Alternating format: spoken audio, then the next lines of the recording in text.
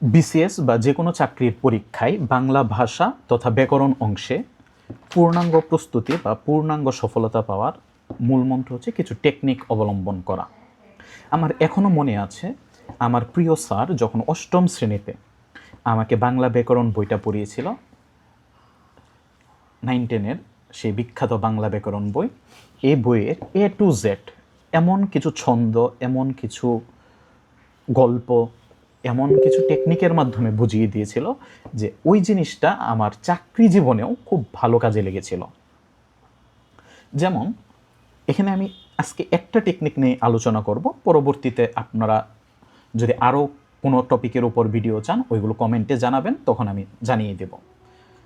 নিচের কোনগুলো দেশি শব্দ বা দেশি শব্দ নয়?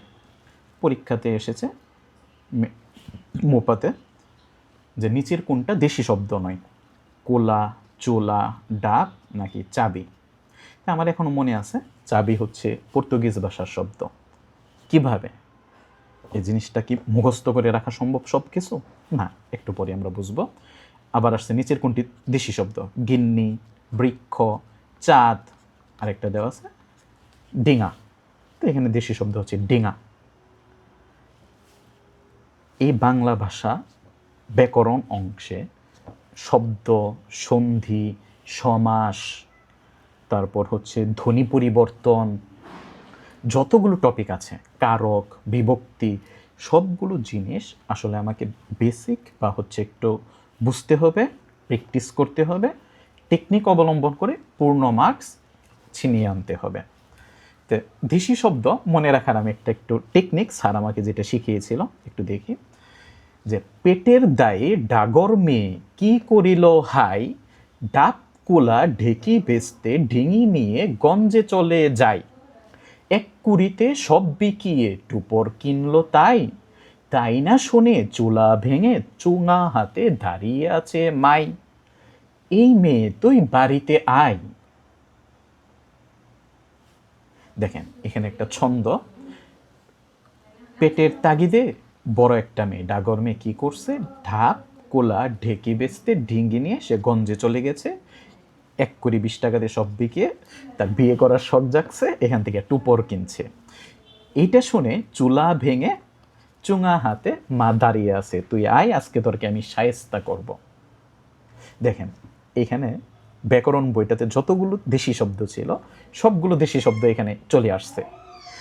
এই এক ছন্দ আমি যখন আমার মাথায় এইটা মুখস্থ করছিলাম, এটা আমার পরবর্তী এই যে এত বছর যাবৎ এখনো আয়ত্তে আছে।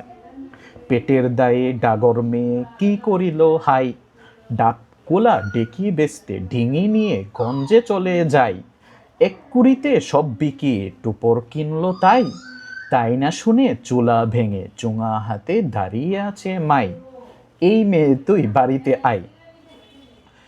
দেশি শব্দগুলো হচ্ছে আদিম অধিবাসীরা মানে প্রাচীনকালে বঙ্গভূমিতে যারা বসবাস করতো, কুল, মুন্ডা, এদের কাছ থেকে যে ভাষাগুলো এসেছে এগুলো হচ্ছে দেশি শব্দ। এর ভিতরে 3টা একটু খেয়াল রাখতে পারি, এগুলো হচ্ছে আসে কুড়ি, কুড়ি হচ্ছে কুল ভাষার শব্দ, পেট, পেট হচ্ছে তামিল ভাষার শব্দ, চোলা, চোলা হচ্ছে মুন্ডারি ভাষার শব্দ। এগুলো কিন্তু বর্তমানে দেশি, কিন্তু প্রাচীন যুগে কুল ভাষা থেকে এই দেশি শব্দগুলো মানে কুল ভাষার অন্তর্ভুক্ত। কুড়ি কুল, পেট হচ্ছে তামিল এবং চোলা হচ্ছে মুন্ডারি ভাষার শব্দ। চাইলে এই শ্রেণীটা মাথায় রাখতে পারেন। মা ডাগর মেয়ে, ডাক কোলা ডেকে বেসতে ডিঙি নিয়ে গঞ্জে চলে গেছে।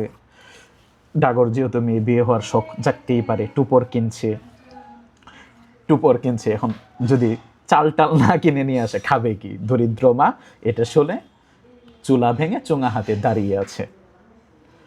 তো এরকম অজস্র টেকনিক আছে, দেশি শব্দ, বিদেশি শব্দ, ফার্সি শব্দ, আরবি শব্দ, সন্ধি, সমাস, সবগুলোতেই পুরো বইটা খুব ছন্দের মাধ্যমে বা হচ্ছে গল্পের মাধ্যমে যদি আমাদের মাথায় গেঁথে যেত, তাহলে বিসিএস বা চাকরির পরীক্ষা ক্র্যাক করা সহজ, কখনোই কঠিন কিছু নয়। আপনি বেসিক সহ পড়বেন, সফলতা আপনার আসবেই।